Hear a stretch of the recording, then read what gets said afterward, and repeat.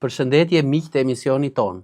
Sot do të flasim për një bimë të kudo ndodhur në vendin ton, por që ka veçori dalluese në drejtim të përmirësimit të funksionit të shëndetit të organizmit edhe në veçanti në drejtim të rregullimit të hormoneve femërore, sidomos të estrogenit, në drejtim të forcimit të trupit tek ata njerëz që sidomos kalojnë një fazë post-operatore, në drejtim të qartësimit të shikimit dhe të çlodhjes së syve, po kështu edhe në drejtim të dizanterisë, të diaresë së shpeshtë. E do të shikojmë të gjitha vetit e tjera të saj.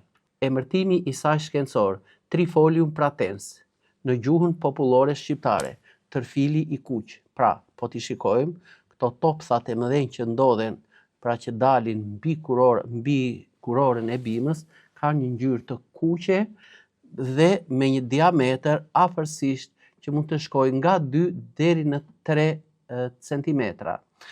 Nëse do të shikojmë emërtimin shkencor të saj, Trifolium, që do të thotë tregjethe, pratensis, tregjetshi i livadit. Pra, është një bimë që nëse era do t'i përkund ato fijet e barit në për livade, kjo qëndron mbi to dhe duket sikur është me të vërtet një krenare për veçoritë e saj fitokimike dhe sikur kjo ngrihet plot madhështi edhe për faktin se jo më kot këto tregjethet sikur na japin një harmonizi dhe një ekuilibër në trupin e njeriut. Është një bimë e brisht e hollë, por me një shpirt të madh shërues. Themi e brisht sepse ajo ka një kërcellë që mund të shkojë 30 deri në 40 centimetra, i hollë dhe mundet që kjo mund të shkojë edhe më shumë se 30-40 centimetra, që gjithmonë do të jetë në varësi nga toka, tereni ku ndodhet dhe ku kjo zhvillon jetën e saj. Tregjethet e gjelbra me një vijë të bardhë në mes, tamam si ai tërfili i egër i livadeve që ka një ndarje këtu, ndoshta na tregon jo vetëm për fuqinë, pra për këtë trekëndshin, pra harmoni, unitet, forcë, por na tregon edhe një diçka tjetër. Këtu në brendësi të gjethes është si e formatuar një figurë që shpesh herë mund të na gjaj me një formacion që ngrihet tek hunda, tek kapakët e syve, në trup, ato si lezë, lytha në trupin ton e kështu me radhë. Dhe ne kemi provuar që nëse gjethet e kësaj bime, i shtypim, i bëjmë si pelte dhe i vendosim mbi këto formacione të 2 herë në ditë dhe ta lëmë ata afërsisht 10-15 minuta, kjo ka veçorinë që ti atrofizoj këto formacione, format e cilve sikur janë mishëruar këtu tek figura. Dhe jo më kot, thuhet, shikom me këngjaj dhe mendo se çfarë shërimi mund të bëj unë në trupin tënd. Krahas kësaj, lulet e kësaj janë asgjë më tepër veç se një butësi që flet me trupin në mënyrë të heshtur. Pra, këto kupa lulesh që mund të na shkojnë afërsisht, po t'i mbledhim kështu, po t'i numrojmë nga 50 deri në 90 butona. Atëre janë si tubular dhe në brendësi të tyre, kur kjo të filloj që të piqet, pra të marrë këtë ngjyrën pak kafet në të kuqorent, në çdo një nga këto butonat na formohen 1 deri në 2 fara me ngjyrë kafe të lehtë deri në kafe të errët. Të gjithë këta butona janë të bashkuar në një pikë të vetme këtu në mesin e lules. Ja, po ta shohim me kujdes. Ja, pika e bashkimit të tyre është në këtë segmentin e shkurtër këtu. Po, cilët janë përbërësit fitokimik të kësaj bime? Ndër më të parat janë izoflavonoidet, ose te këto izoflavone, genistina do të na mund të themi vendin e parë. Pra, genisteina, një ndër izoflavoneve që së bashku me diazeinën, biokaninën A dhe formonetinën ka një veprim estrogen në organizëm dhe përdoren sidomos tek femrat që kanë çrregullime hormonale, sidomos tek ato që janë në pragun e menopauzës dhe si thuaç është një ndër bimët më të suksesshme që mbështet shëndetin hormonal të femrës. Përveç kësaj, flavonoidet si quercetina, kaempferoli e të tjera kanë një veprim antioksidues dhe antiinflamator në organizëm, mbrojnë dhe forcojnë enët e qarkullimit të gjakut. Së treti, kumarinat natyrale dhe derivatet e saj përmirësojnë mrekullisht mirë qarkullimin e gjakut. Sapuninet që janë zbutëse dhe që krijojnë mucilagje në sistemin e tretjes, na ndihmojnë sidomos në rastet e dizanterisë dhe në gjitha rastet e çrregullimit të tretjes në organizmin tonë.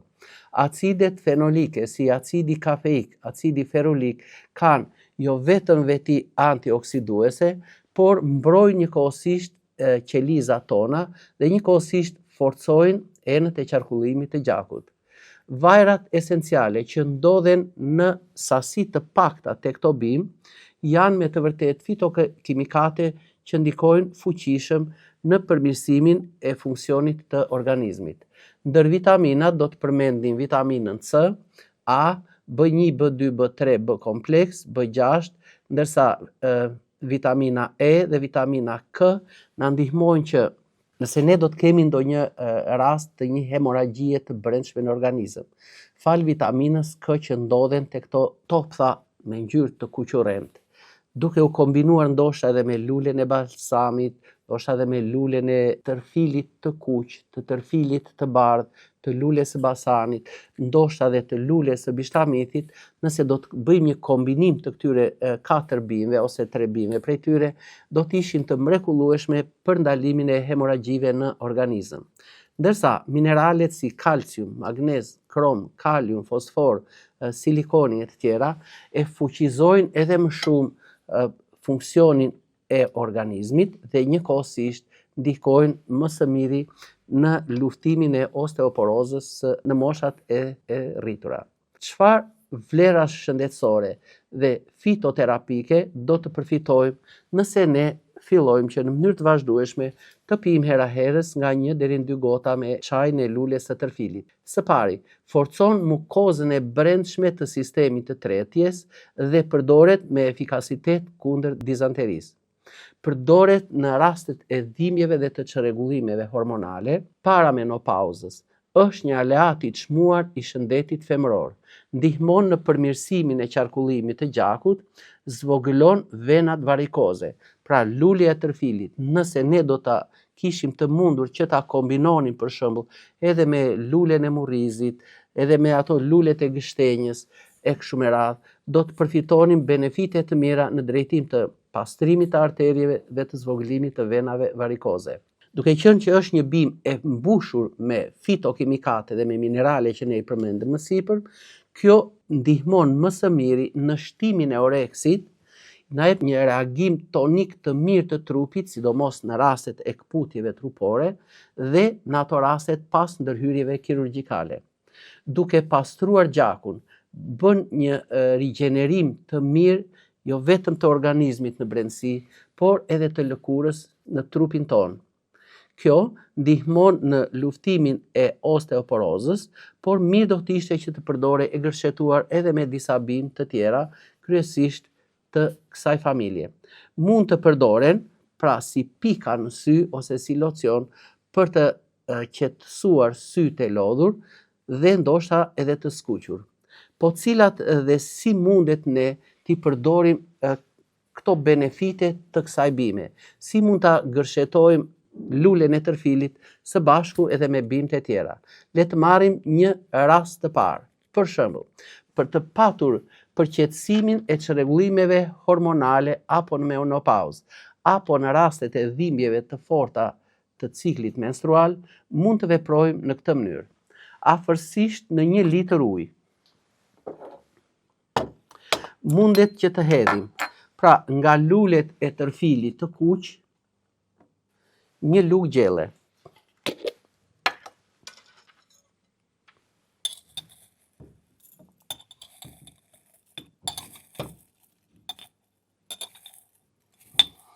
Këto janë të thara.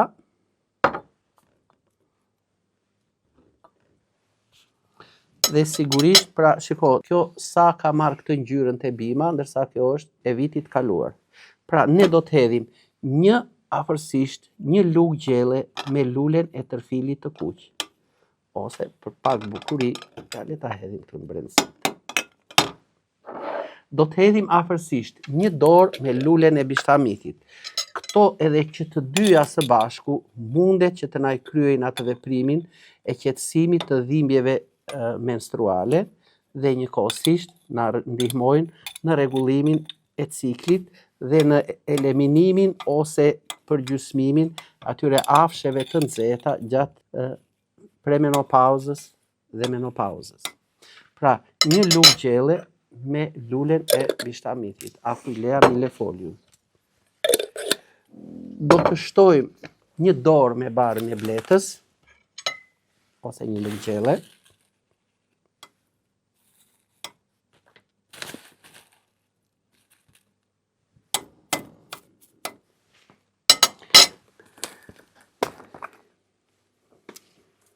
Dhe pak sherebel. Edhe bima e sherebelës është me të vërtet një mikesh e mirë e femrave. Fal bimës së sherebelës, pelinës së ëmbël dhe disa bimëve të tjera, ne me të vërtet kemi bërë një mrekulli në organizmin e atyre femrave që kanë patur kështu mioma në mitër ose edhe në qafën e mitrës. Pra, i kemi eliminuar ato plotësisht. Me qenë se këtu unë e përmenda këtë, lulja e tërfilit nuk do të përdoret tek të gjitha ato femra që kanë mioma në mitër ose çrregullimin në qafën e mitrës. Pasi duke mbajtur estrogenin në nivelet të larta, mund të na ndikojë negativisht në zhvillimin e këtyre miomave.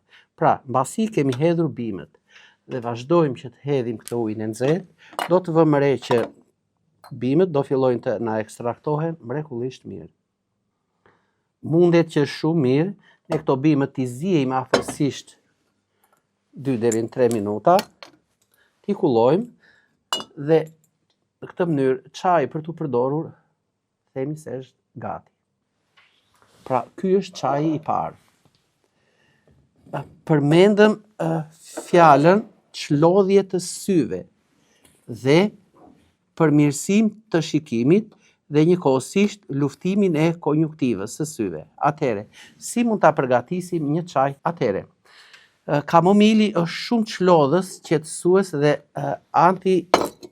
një dezinfektant i mrekullueshëm i këtyre infeksioneve që mund të ndodhen ose te konjuktiva e syrit ose edhe le të themi në brendësi të tyre që na jep hera herës një skuqje të lehtë.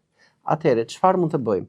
Mbushim një lugë gjelle kamomil plot, hedhim në të lulet të tërfilit afërsisht një lugë gjelle, ja për bukuri le ta hedhim edhe një këtu poshtë.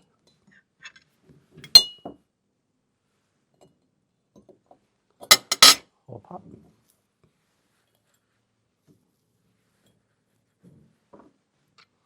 Dhe shtojmë përsëri edhe një lugë gjelle nga çaji gjelbër green tea.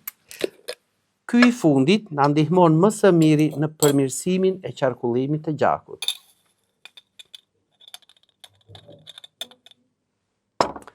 Pra, në ato raste kur bimët janë në gjete të ngjeshura, atëherë luga kaq është e mjaftueshme. Në rastin si bari i bletës, kur ato janë të hapura, mund të hedhim edhe një lugë gjysmë ose edhe 2. Atëherë, mbasi kemi bërë këtë veprim, shtojmë tek bimët ujin e nxehtë. Dhe do ta lëmë kështu 10 deri në 15 minuta. Mandej, çajin e marrim, e kullojmë.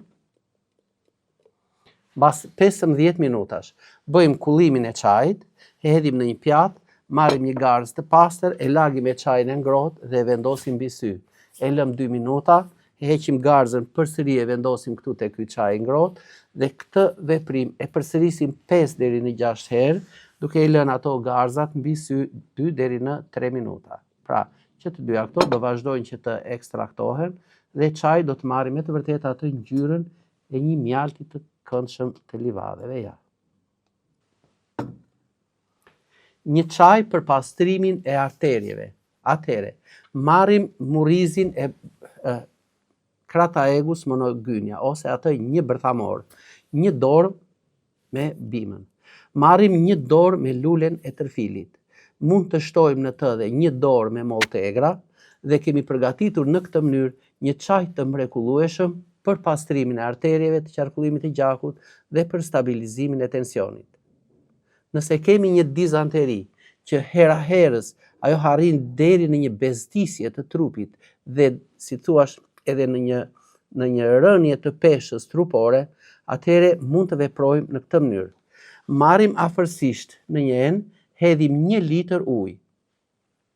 Do të shtojmë në të një dorë me barin e majasillit, një dorë nga lulet e tërfilit të kuq, një lugë gjelle rigon pasi është rrudhosës shumë i mirë, pra fal atyre tanineve që ka rigoni, do të shtojmë edhe 2 deri në 3 fije të lules së basanit, Hypericum perforatum. Mbas kësaj, pra pasi kemi dhënë një val afërsisht të zije 1 deri në 2 minuta, mundet që të marrim të përgatisim çajin duke e ëmbëlsuar me pak mjalt. Mund të pihen 2 deri në 3 gota në ditë. Krahas kësaj, mund të konsumohet dhe 1 lugë gjelle boronicë në ditë dhe njëkohësisht mund të marrim një ftua të pjekur, e lëm të ftohet, pra marrim një ftua e pjekim në furrën e sobës. E lëm afërsisht të ftohet 5-6 minuta. Mandej, presim feta të ftohit, i lyej me pak mjalt dhe i pluros me rigon. Vazhdoj që të konsumoj 1 ose 2 ftonj gjatë 1 ftua në ditë për 2 ditë. Gjatë kësaj kohe është mirë të konsumojmë 2 deri në 3 gota çaj nga kjo që neve përgatitëm këtu për dizanterin, pra me barin e majasillit, me rigonin, me lulen e basanit dhe me tërfilin, dhe duke konsumuar 1 lugë gjelle boronicë. Atëhere, do të vëmë re që procesi i ashqitjes së tepruar do filloj të ndalohet. Ne kemi pat raste edhe 18 herë duke defekuar gjatë ditës, edhe më shumë, edhe 5-6 herë gjatë ditës, brenda 2-3 ditëve ky proces është zgjidhur më së miri. Le të vazhdoj më tutje.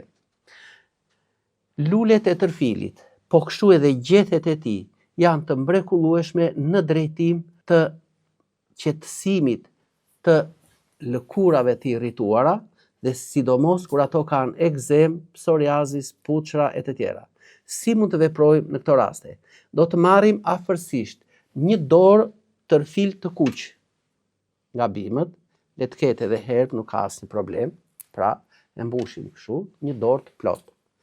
Hedhim në të 1 dorë me lëvoren e fshikokarthit. Do të hedhim në të 1 dorë me lëvoren e shelgut të bardhë, Salix alba, dhe 1 dorë me barin e majasillit, që të gjitha këto janë të mrekullueshme edhe për largimin e toksinave nga trupi, por edhe për të qetësuar lëkurën e irrituar. Lajmë trupin 2 herë në ditë me çajin, duke shtuar në 1 gotë çaj 1 lugë kafe sot buke, si një dezinfektant më të mirë, ndoshta edhe pak krip të zezë. Mbasi thahet çaj, vendosim 1 krem që të jetë qetësues, ndoshta ndonjë krem puçrash ose ndonjë vaj bimor që mund ta kemi në kushtet e shtëpisë. Kompresat për syt që unë i shpjegova mund të përdoren 10 deri në 12 ditë, ndërsa çajrat e tjera mund të përdoren edhe më gjatë.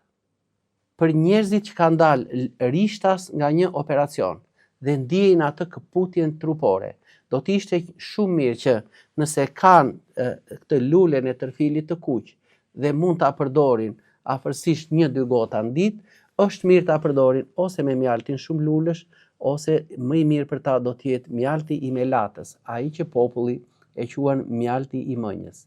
Pra nuk është mjalt nga lulet, por nga disa mbetje insektesh që bletët e mbledhin mbi sipërfaqet e atyre gjetheve që po ta shikojmë pemën nga lart, ajo ka marrë një shkëlqim si xham mbi të, dhe po ta marrim gjethen, do të vini re që aty ka plot insekte të ndryshme. Aty shkon bleta dhe mbledh ato 4 mikroelementet më të dobishëm për trupin e njeriut. Kjo ishte një bimë më se e njohur për të gjithë. Ne thjesht vetëm shtuam në kujtesën tuaj ato fitokimikate shumë të domosdoshme, shumë të dobishme për trupin e njeriut dhe njëkohësisht ku mund të përdoret kjo bimë më gjerësisht për të na ndihmuar për një shëndet më të plot të trupit tonë. Faleminderit për vëmendjen që treguat në ndjekjen e emisionit. Mirupafshim në emisionin e radhës tjetër.